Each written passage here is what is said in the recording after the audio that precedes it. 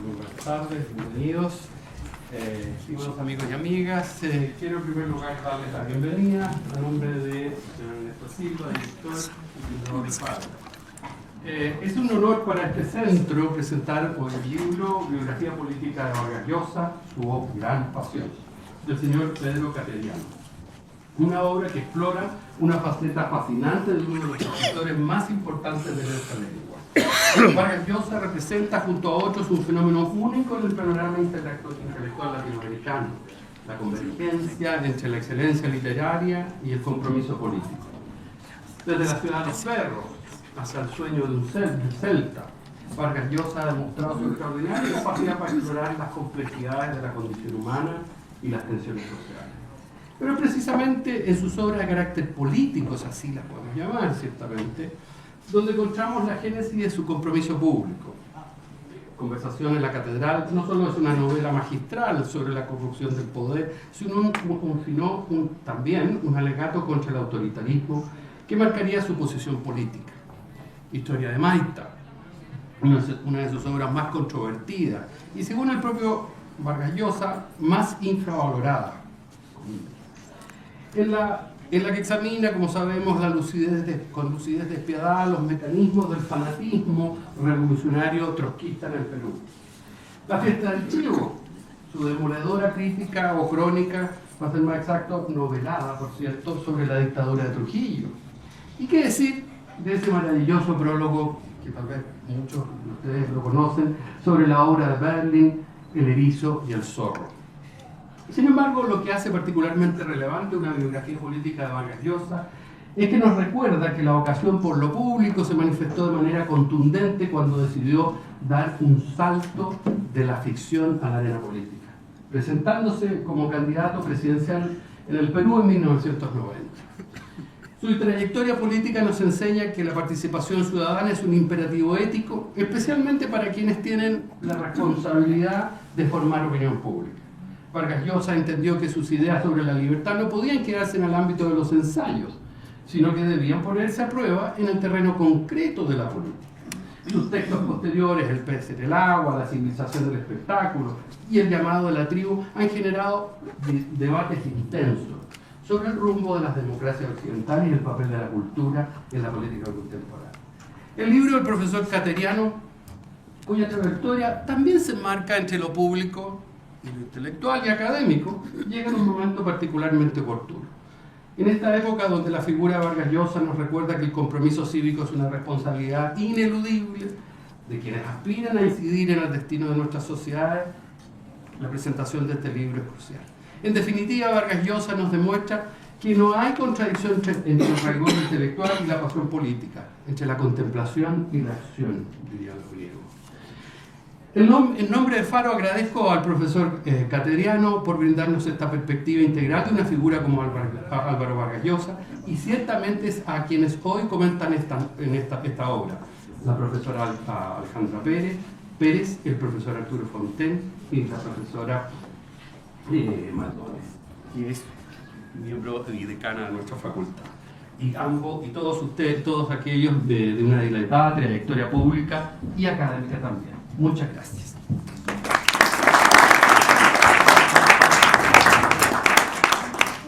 Bueno, muy buenas tardes. Muchas gracias por estar aquí. Estamos muy contentos de recibirlos y de presentar este libro en la Universidad del Desarrollo. Mario Vargas Llosa, escritor peruano y premio Nobel de Literatura, es una de las voces más influyentes de la lengua castellana a nivel global. Y también destacó como un intelectual con alta influencia en el debate público y participó activamente en política latinoamericana, como comentaba Eugenio.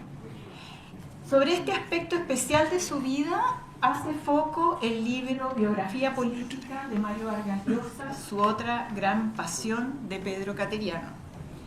Pedro es abogado y político peruano con una amplia trayectoria en la vida pública de su país. Fue diputado por Lima en 1990 por el movimiento Libertad, fundado por Mario Vargas Llosa.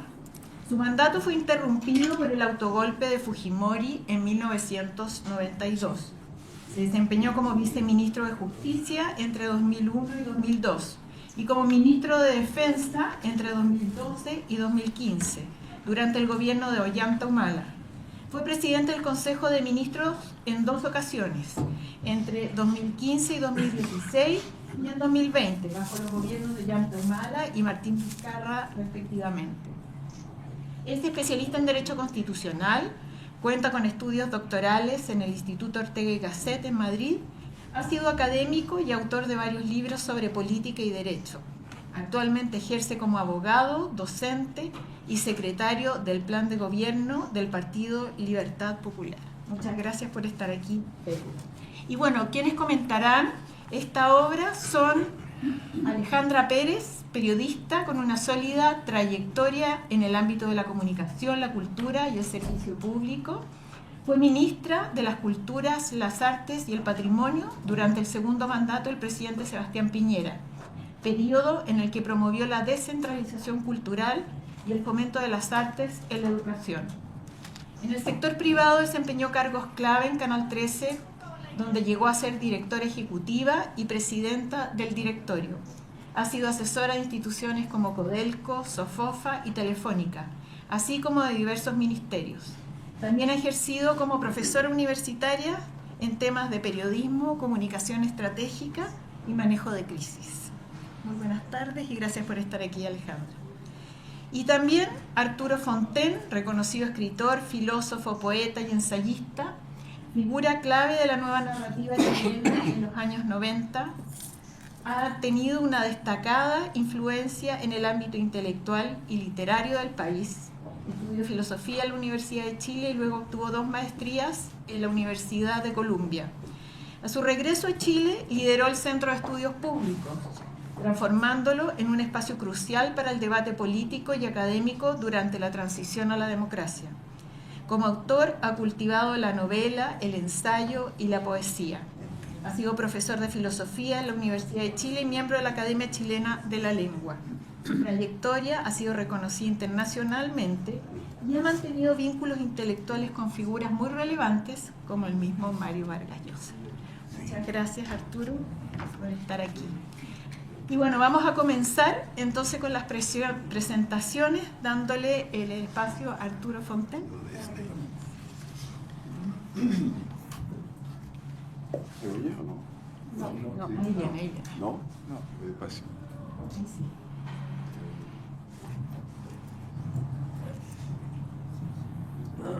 ¿Ahí se oye o no? ¿Ahí sí? Sí.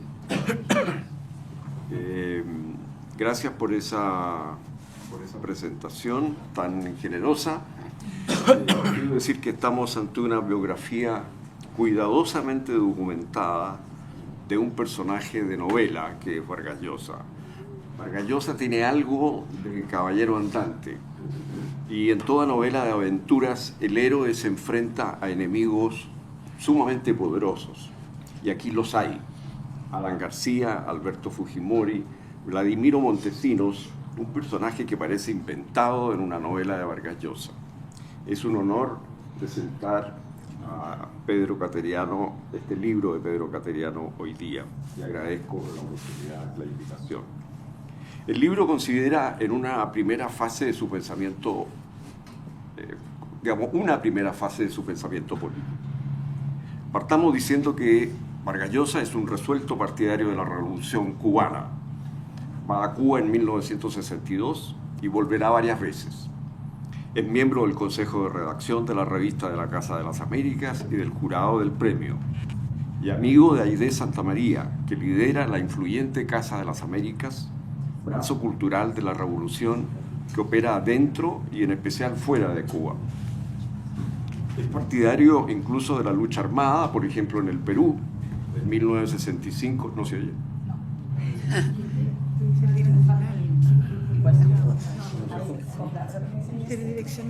Y lo veremos por acá. De frente. ¿Ahí está mejor? ¿Ahí? No.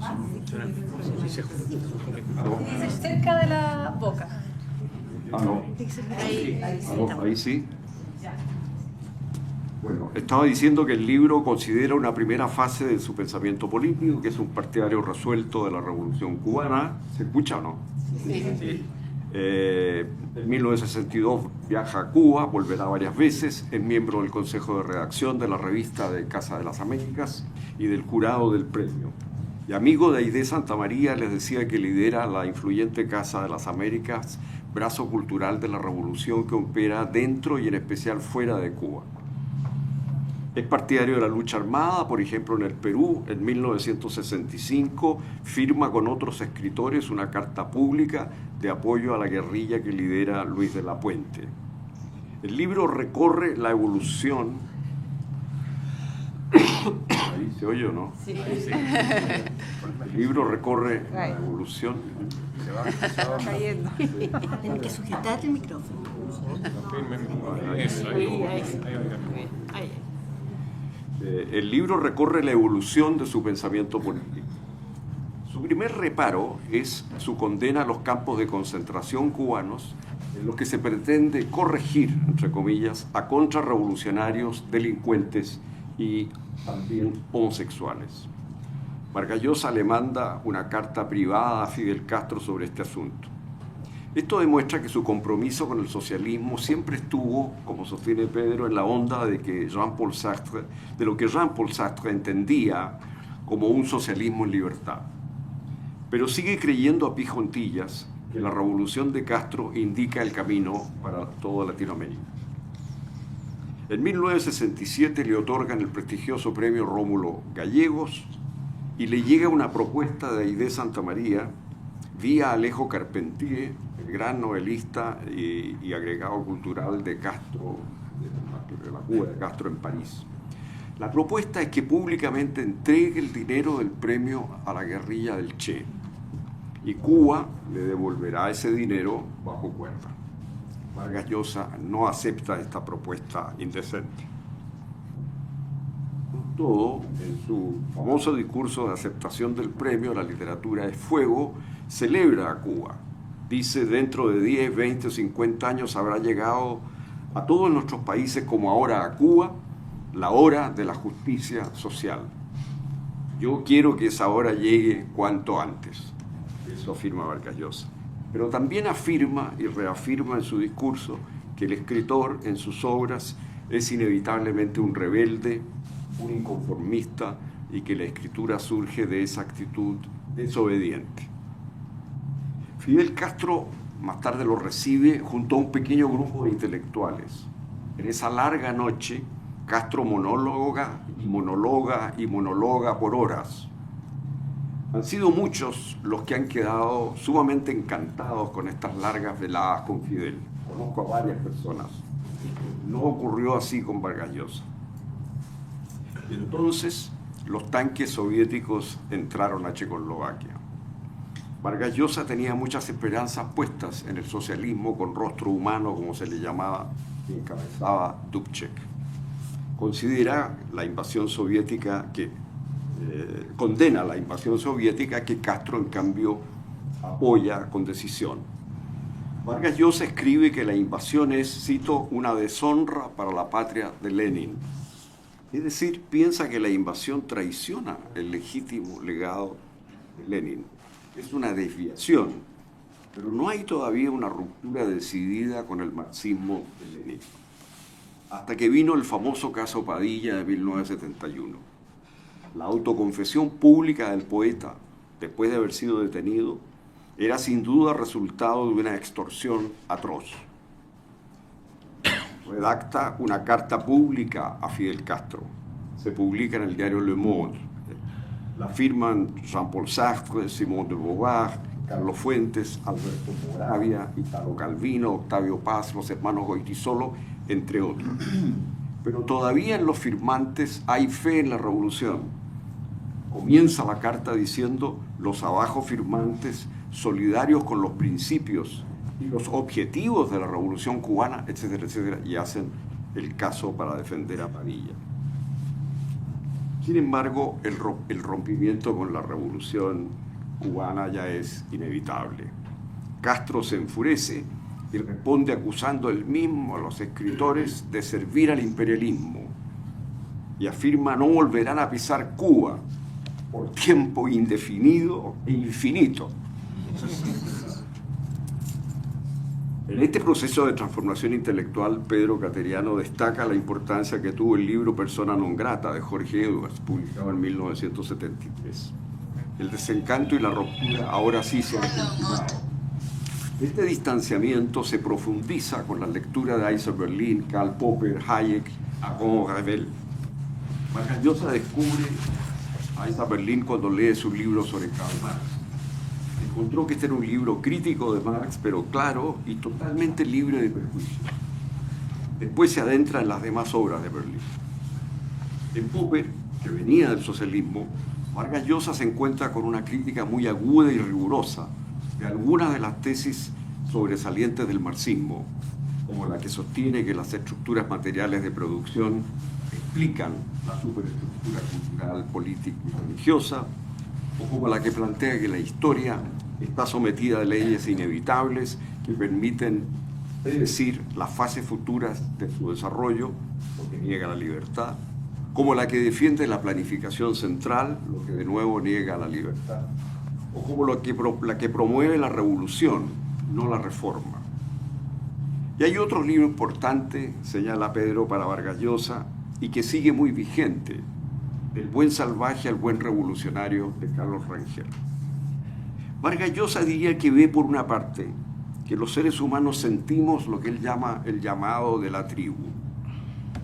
Buscamos una utopía que nos haga sentirnos parte de un flujo continuo y nos dé sentido. Y por otra parte, ese espíritu tribal tiende a borrar nuestra libertad individual. Puesto en otros términos, necesitamos utopía que niega la realidad y a la vez necesitamos la realidad que niega la utopía.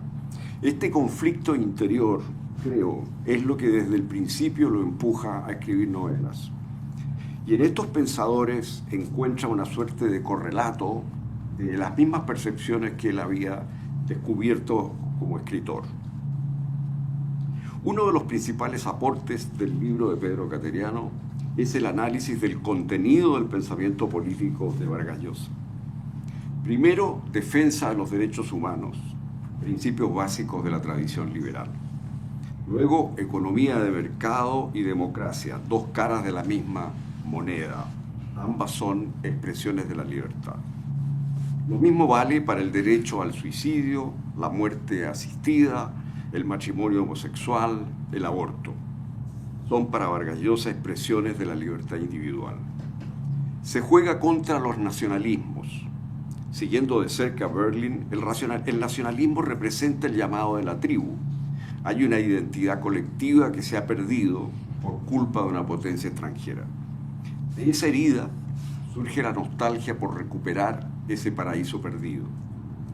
Y lo estamos viendo hoy en el movimiento nacionalista proteccionista de Donald Trump. Make America Great Again expresa la nostalgia por ese tiempo de grandeza imaginada y perdida. Para Vargas Llosa, el nacionalismo es hermano del populismo y hermano del autoritarismo. Se juega también contra lo que llama los hispanicidas, palabra que él inventa, creo. Debemos reconocer, piensa, tanto nuestras raíces indígenas como nuestras raíces de origen hispánico. Este punto cobra particular importancia hoy día, dado el movimiento intelectual que busca descolonizar nuestros países, cortando amarras con las tradiciones de origen europeo en nombre de una utopía arcaica, para usar una expresión de Vargas Llosa. Y esto de la utopía arcaica conecta con la tesis del libro de Carlos Rangel, que ya mencioné. Y luego se juega contra la indiferencia en asuntos políticos. La política democrática se nutre de ciudadanos comprometidos con la acción política. La ruptura con el socialismo acarreó para Vargas Llosa consecuencias graves. Dice Cateriano, y cito, el premio Rómulo Gallegos lo catapultó internacionalmente y el famoso discurso de la literatura es fuego lo convirtió a ojos de la izquierda en una suerte de vocero de la intelectualidad latinoamericana. Las obras de Vargas Llosa fueron elogiadas con entusiasmo por la izquierda radical de todas partes y por la izquierda moderada también. Es el mundo intelectual de izquierda, hegemónico en la institucionalidad de la cultura, el que lo consagra como escritor siendo muy, muy joven. Cuando cambia su postura política, la reacción de esa izquierda intelectual, que lo sentía quizás el más comprometido de los suyos, es menospreciar sus nuevas obras. Historia de Maita, por ejemplo, fue muy maltratada. Y hasta hoy es frecuente oír que el Vargas Llosa que interesa llega hasta conversación en la catedral. Es decir, sus méritos literarios corresponden al período en el que fue un escritor comprometido con la izquierda revolucionaria y escribió las novelas que esa izquierda cultural colmó de elogios. Sostiene Vargas Llosa que los escritores latinoamericanos, si no se alinean con la izquierda, estoy citando aquí lo que cita Pedro Cateriano, son condenados al páramo, son marginados e ignorados por el mundo cultural. Ley del hielo. Pocos están dispuestos a eso, dice Vargas Llosa, y él experimenta en carne propia los ataques de esa izquierda. Llega a afirmar que, por ejemplo, nada menos que el gran García Márquez y el gran cuentista peruano Julio Ramón Ribeiro se mantienen apoyando a Cuba no por real convicción, sino porque les conviene como escritores mantenerse en el circuito de los escritores que Cuba apoya en todas partes del mundo. Salto ahora a la campaña presidencial. No es algo tan súbito. Hay algunos antecedentes del compromiso político concreto de Vargas Llosa. El presidente Belaúnde, en su segundo periodo, le ofrece el cargo de presidente del Consejo de Ministros. En el sistema peruano, el presidente y el parlamento deben concordar quién ocupa este cargo, que se asemeja, sin llegar a serlo plenamente, al del primer ministro del régimen semipresidencial. Vargas Llosa se interesó por este cargo y exigió para aceptar varios cambios de gabinete, varios ministros que él sugirió como reemplazo de los que había. El presidente Belaúnde no aceptó esto y, en definitiva, la oferta no prosperó. Entra propiamente al ruedo político por el avance del autoritarismo populista de Alan García, como sabemos, por la estatización de bancos y seguros en 1987. Pedro Cateriano, y esto es una crítica, es demasiado modesto respecto de su propia importancia en la campaña presidencial, la de él. Yo creo que fue más importante de lo que el libro dice, por lo que me he enterado. Vargas Llosa se veía representando a los pueblos jóvenes y a los parceleros, entonces a los informales. Se ha entusiasmado con el libro El otro sendero de Hernando de Soto, Enrique Gersi y Mario Ghibellini, libro que él prologa y promueve con decisión. Los pobres que se toman un terreno pronto definen derechos de propiedad y comienzan los intercambios. Algo análogo ocurre con los indígenas, que parcelan sus tierras comunitarias al margen de la ley que lo prohíbe. Es el capitalismo de los pobres, la economía de mercado informal, un capitalismo salvaje, pero capitalismo al fin. Va surgiendo así espontáneamente lo que justamente Hayek llamó el orden espontáneo, que brota de la naturaleza humana. Por una serie de razones que el libro analiza en detalle, sin embargo, ese mundo popular votó por el chino Fujimori. Lo sintieron más de ellos. La popularidad de Vargas Llosa debía mucho a que era percibido como alguien que entra a la política desde fuera de ella. La coalición de líderes de la derecha tradicional, las listas parlamentarias negociadas con ellos, fueron diluyendo esa percepción. El chino ocupó ese espacio. Era él quien de veras entonces representaba al afuerino entrando a la política peruana. Sin embargo, el libro de Pedro Cateriano documenta la intercepción de los teléfonos de Vargas Llosa y otros líderes de su coalición. Aquí ya está la mano del célebre y siniestro Vladimiro Montesinos. futura eminencia gris del dictador Fujimori.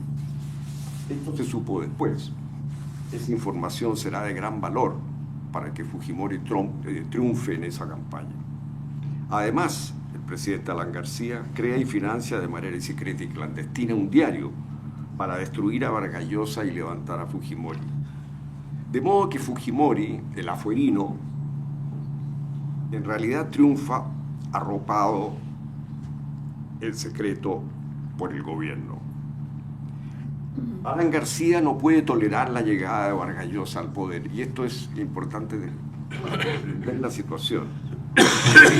Bueno, porque tiene mucho tejado de vidrio, como se demostró después, y teme lo que va a pasar con él. Vargas Llosa, como sabemos, es derrotado en la elección, pero sin embargo sus ideas en pro de la economía de mercado, recogidas por quienes lo han derrotado y por una serie de presidentes posteriores, han transformado por completo la economía peruana. En ese sentido, su mensaje penetró a fondo. Y después, los mismos atropellos a los derechos humanos de la dictadura han contribuido a enraizar en el Perú las convicciones democráticas que él siempre defendió. Cartógrafo del poder, lo llamó la Academia Sueca al premiar al novelista. Cateriano aterriza esta idea en un montón de sus diferentes novelas, porque su examen del poder está en sus ficciones. Es el caso de La ciudad de los perros, Conversación en la catedral, Tierra del fin del mundo, Fiesta del chivo, obras maestras de la lengua castellana. Por ejemplo, en La fiesta del chivo vemos los efectos degradantes y moralmente repugnantes de la dictadura en la vida privada de los colaboradores más cercanos del propio dictador. Le atraen a Vargas Llosa las ideas políticas, las políticas públicas destinadas a sacar a la gente de la pobreza, por supuesto, pero también le atraen los políticos mismos. Citando algo que cita Pedro, las figuras políticas me han producido siempre una fascinación entomológica, al mismo tiempo una suerte de alegría. Esa fascinación de entomólogo es, creo, la pasión del novelista Vargas Llosa, del cartógrafo del poder en sus ficciones. Cateriano muestra de modo fehaciente entonces que además de la literatura, Vargas Llosa tiene otra pasión que se trenza con ella, la política. Fue un animal político. Y todavía tiene una tercera pasión, el periodismo, que practica desde los 15 años. Y claro, después de su candidatura presidencial, sigue metido en política, tomando siempre posiciones arriesgadas y muchas veces incómodas. Se transforma en una suerte de medio de comunicación por sí mismo, en una suerte de influencer antes de los influencers. Así, enumero rápidamente, es un opositor tenaz de la dictadura de Fujimori. Apoya a Alejandro Toledo contra Alan García, y Toledo cuando gana le ofrece la presidencia del Consejo de Ministros con apoyo parlamentario, no acepta. El 2006 apoya a Alan García contra Ollanta, que es chavista, hay que optar por el mal menor. Después apoya a Humala, que se ha alejado del chavismo, contra Keiko Fujimori, y gana Humala. Pedro Cateriano será su ministro de Defensa y luego presidente del Consejo de Ministros. Vargas Llosa lo apoya. El propio Pedro cita esto, afirma Vargas Llosa: Pedro Cateriano tiene rabietas, pero es íntegro y preparado. Humala no seguirá el camino chavista, la influencia de Pedro Cateriano en el rumbo del gobierno será determinante. Y el 2021, contra Pedro Castilla, chavista y haciendo de tripas corazón, apoya a Keiko Fujimori. En fin, condena a Pinochet, a Chávez, a Castro, entre otros dictadores. Este libro se lee con el interés con que se lee una gran novela de aventuras. Los conflictos entre nuestro caballero andante y sus enemigos dan tensión al relato de Pedro Cateriano.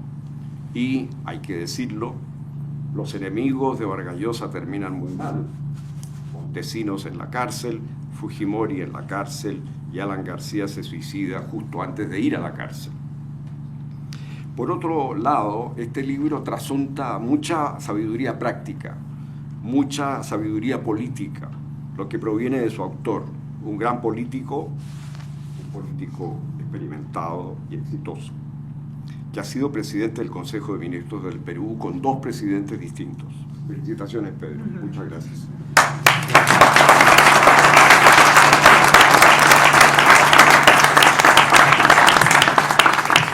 Muchas gracias, Arturo. Y ahora vamos a dar el espacio a Alejandra. ¿Ahí se escucha? Sí, sí, perfecto.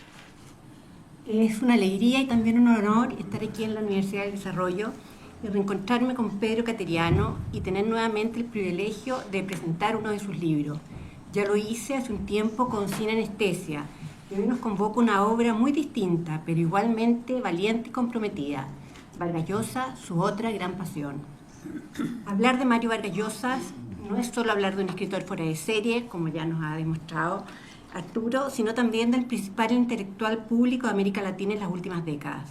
Decir que su muerte deja un vacío no es pura retórica de homenajes póstumos, porque no ha habido alguien de su talla ni se vislumbra, para nuestra desgracia, nadie que pueda sustituirlo en ese rol.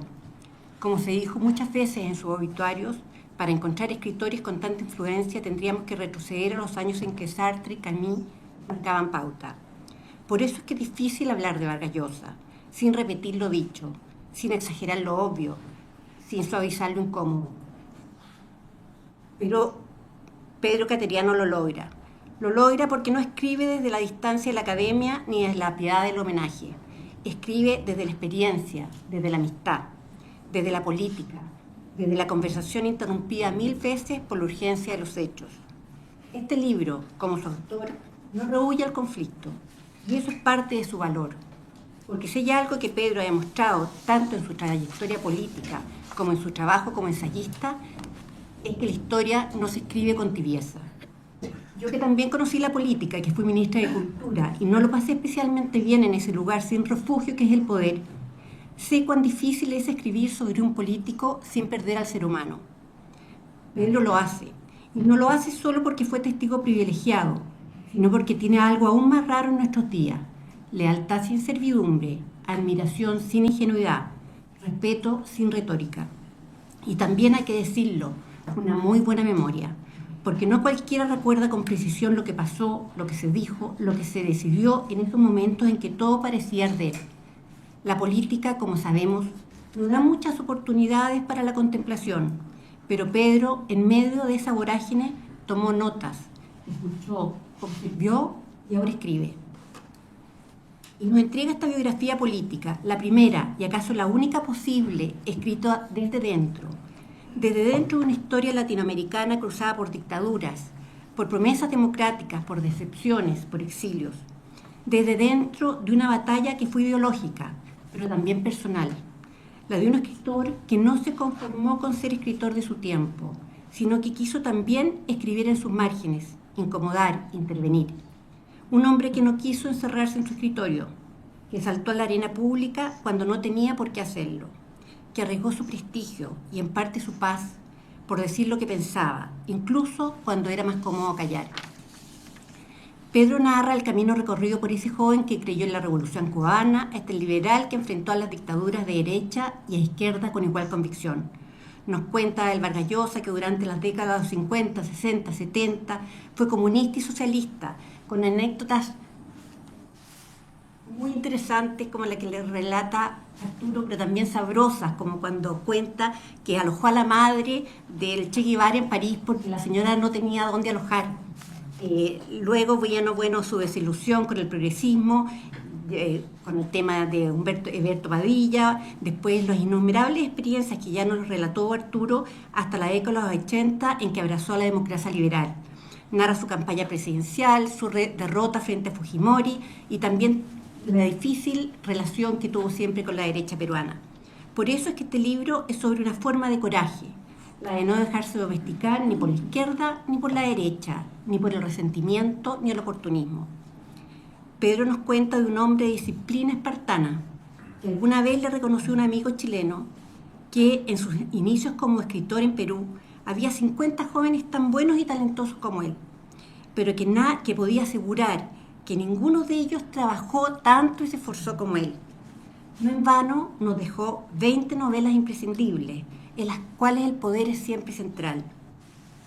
Decenas de ensayos, obras de teatro, infinidad de cuentos y tomos de sus columnas que escribió desde el año 62 en el diario El País, siempre transmitiendo su pensamiento y su cultura.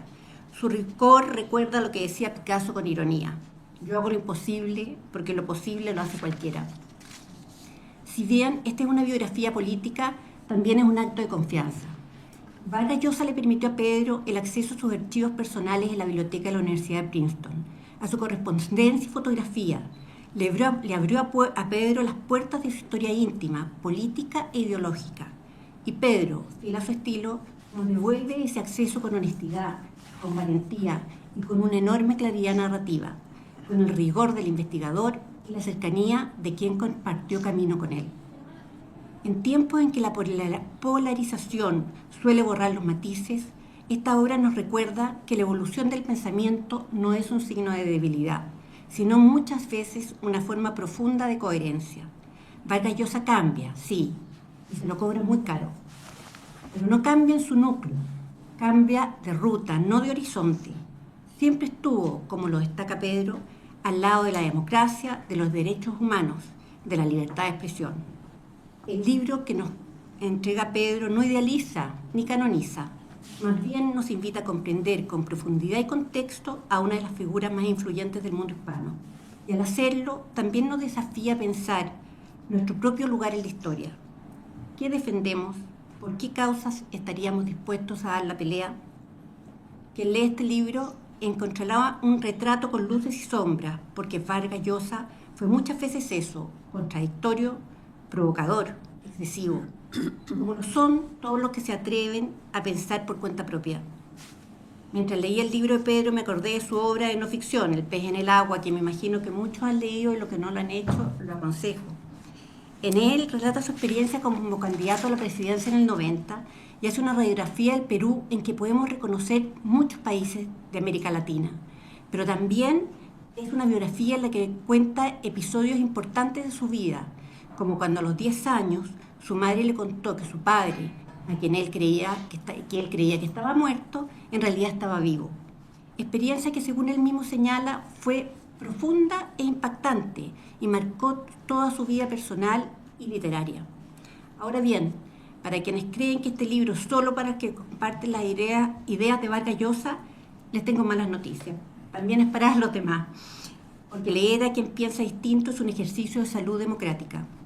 Y leerlo con rigor y la pasión con que Pedro lo retrata es también una forma de reconciliarnos con la política, entendida como vocación, como coraje. Si me permiten una digresión, creo que hay algo muy latinoamericano en esta escena. Un presidente del Consejo de Ministros del Perú que escribe sobre un novelista que fue candidato, que perdió, que ganó de otras formas. No hay muchas regiones del mundo donde los caminos entre la literatura y la política se entrecrucen así. A veces para mal, en este caso para bien. Tuve el privilegio de entregarle a Mario Vargas Llosa la medalla Pablo Neruda. Y en ese gesto, que fue institucional, pero también profundamente simbólico, se reconocía no solo a su obra literaria, sino también su voz pública. Una voz que ha sido a ratos incómoda, pero siempre lúcida, valiente y comprometida con la libertad. Por eso presentar este libro es un acto de gratitud. A Pedro por esa mirada valiente y documentada, y a Vargas Llosa por recordarnos que la libertad en literatura o en política no es negocio. El Vargas Llosa que aquí aparece no es solo el premio Nobel, el novelista de las estructuras complejas y los personajes abismales. Es también el hombre que intentó cambiar su país a través de la política, que perdió elecciones sin perder la palabra, y que escribiendo, opinando y provocando, como debe hacer, y siguió escribiendo, opinando y provocando como debe hacerlo un verdadero liberal. Y Pedro Cateriano, con prosa clara, con citas bien escogidas y con una memoria rigurosa, nos entrega una conversación prolongada con este personaje múltiple. Un libro para quienes creen que la literatura y la política, lejos de excluirse, se necesitan. Y es además un gesto de amistad, una amistad de esas que no sigan, sino que iluminan. Muchas gracias.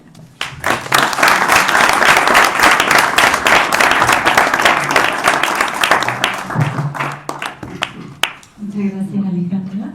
Y bueno, vamos a comenzar con una pregunta básica. ¿Cómo surgió este libro? ¿Cuál fue la inspiración? ¿Cómo fue ese proceso de escritura? ¿Cuáles fueron los grandes desafíos? Yo creía que tenía en primer lugar, antes de responder, si me permite, un agradecimiento a la universidad por esta invitación que me da la oportunidad de presentar el libro, a todas las personas que han colaborado en la coordinación, en la organización, y naturalmente abrumado y honrado por los comentarios de Alejandra y Arturo, que creo que exageran. Y entonces, eso a veces en política, la exageración no es buena. Pero como en el Perú, en política, la literatura fantástica interviene y se comprende, es comprensible también. En realidad, yo sentía que tenía una deuda pendiente con Vargas Llosa. Él escribió un libro magistral que ha sido mencionado esta noche, El pez en el agua. Pero luego, con el transcurso de los años, aparecieron hechos, surgieron cosas que él no narró en ese momento. Arturo ha hecho referencia, por ejemplo, a el trabajo que realizó el Senado del Perú, disuelto por Fujimori, que conformó una comisión investigadora para indagar el espionaje telefónico y el seguimiento político que se le hizo durante su campaña, y cómo se llegó a la conclusión que efectivamente se utilizó el SIN, el Sistema de Inteligencia Nacional, usando la maquinaria del Estado para impedir la victoria de Vargas Llosa. Este informe estuvo oculto durante años, y tiempo después, para obtenerlo, tuve que contactar a un adversario político, a Javier Descanseco, un senador de izquierda, un comunista radical, líder, que había presidido la comisión y me lo entregó, porque yo quería emplear esa documentación para mi tesis doctoral. Mi tesis doctoral estaba basada en la campaña presidencial de Mario Vargas Llosa. Pero luego, cuando quise sustentar la tesis, me ofrecen ser ministro de Defensa. Dicho sea de paso, saludo la presencia de Rodrigo. Y en ese momento, el presidente Humala me dice, bueno, ¿qué es más importante, ser ministro de Defensa o el doctorado? Entonces mi padre me dice, naturalmente, más importante es el doctorado. Pero la política me llamó. Y luego, cuando acabo de ser ministro de Defensa y quería ir a sustentar la tesis, me ofrecen ser presidente del Consejo de Ministros en un contexto político en el cual la opinión pública, la prensa, consideraban que era un desafío de Ollanta Humala para disolver el Congreso y que no me iban a dar el voto de confianza. Y bueno, en mi caso ha ocurrido, dicho sea de paso, dos cosas que revelan que no necesariamente las opiniones e impresiones preliminares ocurren. Me extendieron el voto de confianza.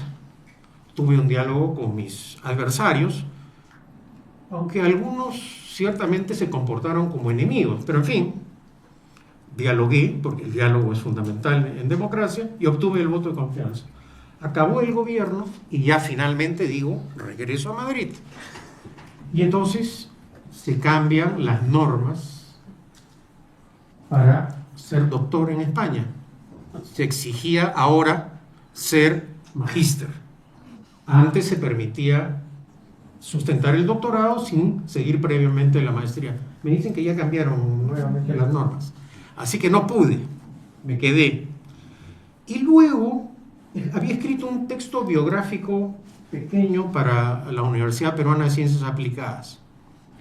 Pero cuando ocurre el reencuentro de Mario con el Perú hace 2 años y medio. Mi hermano Pablo, que está presente acá en la sala, me dice: oye, ha llegado la hora de retomar la idea del libro. Yo iba rigurosamente con la disciplina que caracterizaba a Vargas Llosa, lo recogía a las 6:45 y salíamos rumbo al Club Regatas a caminar 1 hora, 45 minutos, luego media hora. Y entonces Pablo me dice: ¿por qué no le planteas grabarle las conversaciones y que te sirva de material precisamente de la etapa que yo no había vivido directamente? Leoncio Prado, San Marcos, la Revolución Cubana, ¿no? Y es ahí donde empiezo estos diálogos. Y Vargas Llosa, con la disciplina que lo caracteriza, me preguntaba: ¿qué vamos a tratar hoy? ¿Qué me vas a preguntar? Y entonces, semanalmente, yo tenía el pánico de estar dando exámenes de grado semanales ante Vargas Llosa. Entonces, porque en ese sentido Vargas Llosa era radical. Cuando se aburría, usaba un término que era letal en mi caso si lo hubiese usado, ¿no? Bueno, quería decir, hasta acá llegamos, ¿no? Entonces, claro, para que mantuviera el interés tenía que durante la semana preparar los cuestionarios. Y fue así donde poco a poco me fui embarcando o retomando el proyecto del libro. Y ha transcurrido el 1 año y medio, Vargas Llosa me dice: creo que tenemos que comentar el libro, sí. ¿Qué me estás pidiendo que te lo lea?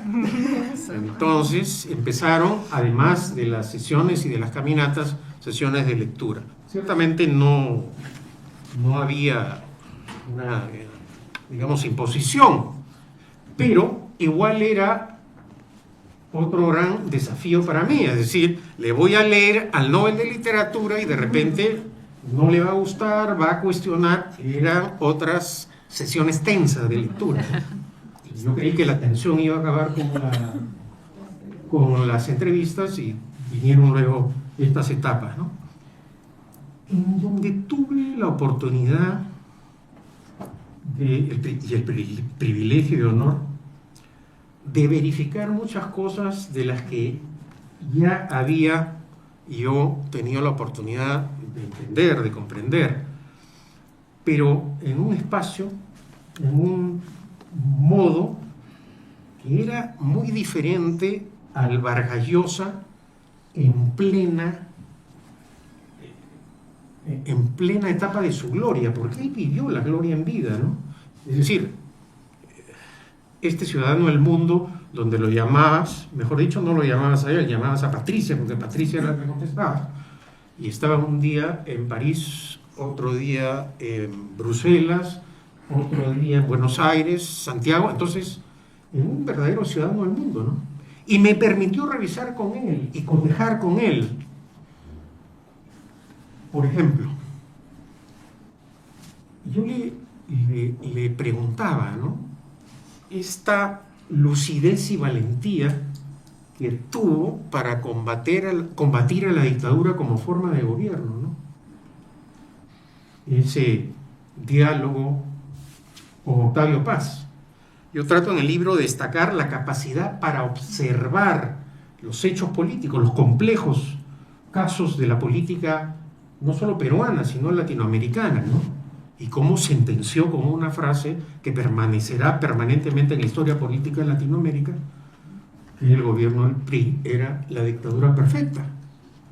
O cómo esa capacidad de observación, de creación literaria, de pasión, llevó en una novela, en Conversación en la Catedral, a hacer una pregunta, la de Zabalita, que lamentablemente se mantiene vigente en el Perú.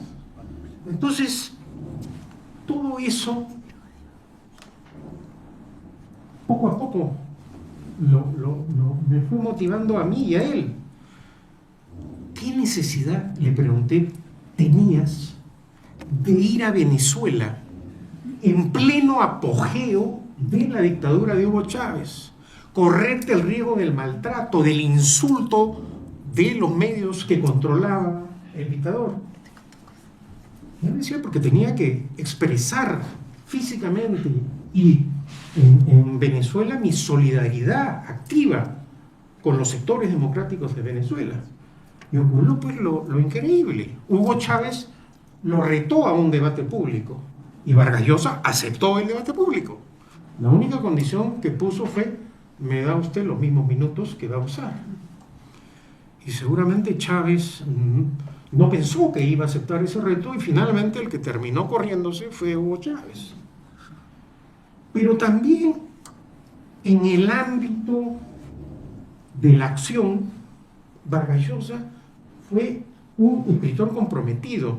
No solo fue un intelectual de palabra, y acaso de los grandes autores latinoamericanos, sin duda alguna, esa permanente acción le permitió en los últimos años ser un valiente defensor de la cultura de la libertad. En muchos casos, navegando contra la corriente. En mi país, por ejemplo, hay sectores de derecha antidemocráticos que defienden a las dictaduras de derecha. Y también hay sectores de izquierda antidemocráticos que defienden a las dictaduras de izquierda. Y acaban de encubrir, por ejemplo, el escandaloso fraude electoral en Venezuela. Vargas Llosa en ese sentido fue lúcido. Y creo que, si bien es cierto en sus pronósticos electorales fallaba, en sus conclusiones políticas no. Cuando ganó las elecciones Petro en Colombia y hubo este ataque de López Obrador, de Lula, la intelectualidad de la izquierda latinoamericana se burló. Dicho sea de paso, la excepción fue acá en Chile, el presidente Boric. Pero al final el tiempo le dio la razón a Vargas Llosa. ¿Qué terminaron haciendo el resto de presidentes en funciones? Avalando el fraude electoral, por ejemplo. En ese sentido creo que si hay algo que destacar en Vargas Llosa es su compromiso. Compromiso que lo tuvo con el Perú. Vargas Llosa asume el reto de ser candidato a la presidencia en uno de los momentos más fatídicos de nuestra historia republicana. Avance de Sendero Luminoso, el MRTA, zonas del Perú ya estaban liberadas, corría riesgo su vida en la campaña. No es lo mismo hacer una campaña electoral sin amenaza a tu vida. Una hiperinflación que quebró al Estado. Más de 1.000.000% de inflación, 1.200.000. Y además, escándalos de corrupción. En ese contexto, Vargas Llosa decide no solo candidatear, sino participar con un nuevo mensaje. En el Perú, el año 68, con el golpe de Estado de Velasco, se establece un régimen económico estatista, socialista, que impone al Estado como el gran actor en la economía. Creación de empresas públicas, control absoluto del sistema económico y financiero. ¿Y eso qué trajo como consecuencia? La quiebra del Estado durante el primer calamitoso gobierno de Alan García. En ese momento entra a la escena política Vargas Llosa con un mensaje de defensa de la economía de mercado. Nos dice a los peruanos que la libertad es una sola, que es indivisible. Que la libertad política y la libertad económica, por lo tanto, son una unidad. Y hace una campaña pedagógica. Y no hace uso de la mentira. Él era consciente que para reformar el país, el candidato le tenía que hablar con la verdad. Claro, el adversario aprovechó. Vargas Llosa dijo claramente, porque quería obtener un mandato claro del pueblo, que requería aplicar un programa de ajuste o shock, como se decía en el Perú, para detener la hiperinflación que dejaba como herencia pesada Alan García. esto lo aprovechó el adversario para generar un ambiente de pánico. Y bueno, salvando los contextos históricos y los momentos, en el Perú, Vargas Llosa perdió la elección diciendo la verdad. Y recientemente en la Argentina, Milei ganó la elección diciéndole la verdad a los argentinos, que la hecatombe peronista solo se controlaba con un programa de ajuste. Y en el Perú, la izquierda y el APRA apoyaron al candidato que ofrecía no aplicar el shock y continuar. Durante años se ha sostenido que Vargas Llosa ha actuado con rencor, que lo resintió, que lo afectó la derrota de Fujimori. En el libro trato de explicar que eso no ha sido así. En primer lugar, cuando él gana la primera vuelta electoral, va y lo busca a Fujimori, dicho sea de paso, sin advertir de esta reunión a ningún miembro del Movimiento Libertad ni del Frente Democrático. Y va a donde Fujimori y le dice: renuncio a participar en la segunda vuelta electoral, porque Vargas Llosa no quería que Fujimori cayera en las manos de la izquierda y del APRA. Ahora la izquierda es muy antifujimorista, pero olvidan que con sus votos pusieron a una persona sin trayectoria democrática y con una conducta ya desde ese momento sinuosa. Por ejemplo, era un gran evasor tributario. Pero lamentablemente la Constitución peruana no contempla la renuncia. Le ofreció el programa de gobierno que se había trabajado con el rigor y la disciplina que lo caracterizaba. Yo no recuerdo en la historia política del Perú que un partido haya elaborado y trabajado un programa de gobierno como el que llevó adelante Vargas Llosa. Bueno, vino la segunda vuelta y ganó el que dijo que no iba a aplicar el shock, el que dijo que Vargas Llosa lo que quería era el caos en el país. ¿Y qué ocurrió tiempo después? Tiempo después, como le has dicho tú, el chinito, ¿no? El chino Fujimori aplica el programa de ajuste de Vargas Llosa y contiene la inflación. Y años después, ¿cómo se recupera, cómo se reconstruye económicamente el Perú? Con las ideas económicas y los planteamientos que propuso Vargas Llosa. Tiempo después, como ya he dicho, en el Perú la política sí es literatura fantástica. Pide el voto por Alan García para enfrentar al Ollanta Humala en ese momento cercano al chavismo y al socialismo del siglo XXI, con un detalle: pide a los peruanos el voto tapándonos la nariz. Es decir, pidió el voto. ¿Estoy bien de tiempo? Queda un poquito. Un poquito. A veces me entusiasmo, ese es un problema. Sí, pero Entonces, está bien, entusiasmo. en el Parlamento los entusiasmos se cortan aplicando el reglamento, ¿no? Interrupción o se pasó el reglamento. Termino con el siguiente concepto, ¿no? Estos actos de Vargas Llosa demuestran que nunca estuvo movido ni por la pasión, sino en base a principios. Si no, no hubiese pedido tampoco el voto por la hija de Alberto Fujimori, ¿no? Muchas gracias, Pedro. Y bueno, como nos queda poquito tiempo, les voy a pedir una última reflexión sobre la vigencia del pensamiento de Mario Vargas Llosa con las características del mundo actual. Y ojalá que nos puedan aconsejar algunas obras que reflejen su pensamiento político para leer o releer. Bueno, yo creo que un libro fundamental es El pez en el agua, novelas, conversación en la catedral, pero yo soy un apasionado de la fiesta del chivo. Creo que la fiesta del chivo describe brutalmente lo que significa la bestialidad del dictador, ¿no? Es una novela impresionante. Para los jóvenes, Vargas Llosa ha dejado un legado pedagógico, La llamada de la tribu, que es su autobiografía intelectual y política, en donde él minuciosamente relata cómo se adhirió al liberalismo. Creo que es una invitación a la lectura no solo para los jóvenes latinoamericanos, sino para la juventud en general, ese libro, ¿no?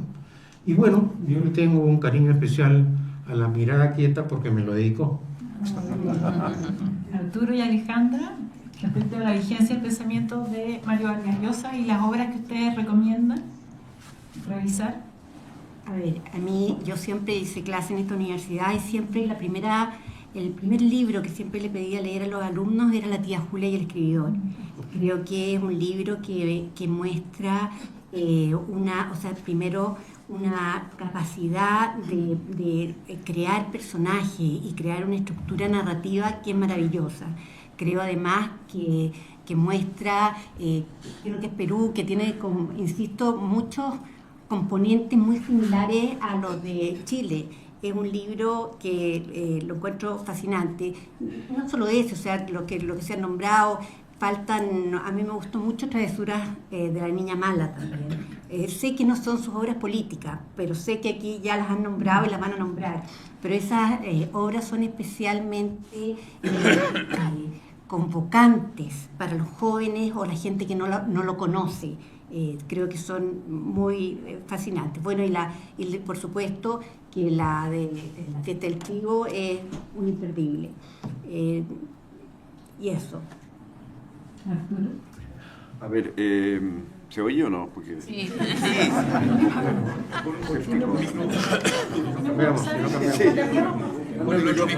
Acá. El chino Fujimori, De repente. el que me está interviniendo ahorita.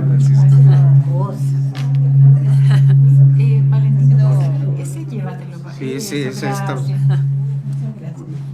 Ahí estamos, fantástico. Algo hay. Ahí sí. Menciones a Montesinos. Sí, Montesinos siempre presente, ¿no? Que aparece por todos lados. Bueno, yo diría que para mí es muy difícil escoger entre las novelas de Vargas Llosa, pero mis preferidas son La ciudad y los perros, Conversación en la catedral, La guerra del fin del mundo y La fiesta del chivo. Si tuviera que escoger así. La más entretenida, la que yo recomiendo a mis amigos que no han leído Vargas Llosa, sobre todo a mis estudiantes, es La fiesta del chivo, me parece a mí de estas. Es la más fácil en cierto sentido, tiene mucho suspenso, parte con una escena que es un paleo fantástico sobre Trujillo, que se produce una confusión, incluso se disparan entre ellos mismos. Es una cosa fantástica cuando aparece ese Chevrolet del dictador y van los tipos que lo van a matar, digamos, de atrás. Y después todas las consecuencias, porque Trujillo... ¿Se oye o no? Sí, se oye bien. Porque Trujillo sigue gobernando después de muerto, ¿no? Y aparecen una serie de personajes, como Joaquín Balaguer, por ejemplo, que es un personaje sinuoso, para usar una expresión que acaba de usar Pedro, inteligente, cauto, tímido, prudente, que sabe cómo pisar en los pantanos del poder y al final termina siendo mucho más eficaz que los valientes, digamos, ¿no? En fin, hay una serie de eso, y además es un libro que está basado en una muy documentada investigación, digamos, es un libro muy documentado sobre lo que pasó. La guerra del fin del mundo tiene momentos de mucho humor dentro del drama, ¿no? De que es una especie de guerra apocalíptica. Y este choque de dos utopías, la utopía de los que siguen al consejero, que son los desvalidos, los pobres, que están persiguiendo una idea bastante difícil, digamos, pero ellos no reconocen la república, no aceptan la moneda de la república, no pagan impuestos. Ese es como un lado. Y el otro lado, ¿no es cierto?, es la utopía y el fanatismo de la república y de los positivistas. Y ambas utopías en el fondo tienen mucho en común, ¿no? Y hay momentos de gran humor, digamos, en esa novela, que para mí es como una especie de tragicomedia. En cuanto a la parte como de ensayos de Vargas Llosa, hay que decir, bueno, creo que lo dije un poco, pero lo podríamos decir de otra forma. Vargas Llosa no es solo un intelectual que escribe sobre temas políticos y que le interesa la política, sino que es un actor político propiamente tal, además de ser un intelectual que escribe sobre temas políticos y además de ser un novelista. Entonces sus ensayos hay que verlos también en relación con su acción política de ese momento. Si uno quiere acceder, digamos, a los autores que él leyó y lo que le interesó de ellos, bueno, están en el libro ese, la llamada de la tribu, ¿no? Ahí está Popper, está Max Berlin, está Hayek, en fin, Aron, Revel, que son como las figuras en torno a las cuales se produce su transformación, digamos, hacia el pensamiento liberal. Es un libro, yo diría, de fácil lectura, además, no es un libro difícil, digamos, es un libro que para los temas que toca es extraordinariamente claro. Y yo creo que yo recomendaría ese libro como ensayo intelectual, digamos, como trabajo intelectual de Vargas Llosa. Ahora, hay un artículo que a mí me gusta muchísimo en particular, que se llama El elefante y la cultura. Es un artículo que publicó en el año 83 y que es, a mi juicio, el momento donde aparece realmente el Vargas Llosa liberal. Y creo, no sé si tú me lo puedes confirmar, Pedro, que esto se produjo, este artículo fue una conferencia o algo que él leyó cuando visitó Hayek el Perú, justamente a propósito del tema de los informales, porque Hayek fue a ver este fenómeno y fue recibido por Enrique Gersi, por Hernando de Soto, por Ghibellin, en fin, que eran los que estaban detrás de la investigación del libro. Pero Vargas Llosa estaba muy metido en esto porque, como dije, había prologado el libro y le hizo mucha propaganda al libro en todas partes del mundo. Entonces, me parece a mí que pero no estoy seguro, que ese artículo, El elefante en la cultura, es extraordinario. Ahí se ve un poco su pasión por la libertad y cómo aparece eso. Así que recomiendo también ese artículo. Excelente, muchas gracias. Bueno, muchas gracias a todos por estar aquí, por compartir este espacio, especialmente a Alejandra, a Arturo, que presentaron el libro, y por supuesto a Pedro Cateriano, que eligió a la Universidad del Desarrollo para poder darlo a conocer por primera vez aquí en Chile. Así que muchas gracias. Afuera están vendiendo el libro, así que lo pueden comprar para leer, y Pedro también los va a firmar, ¿cierto? Muchas gracias.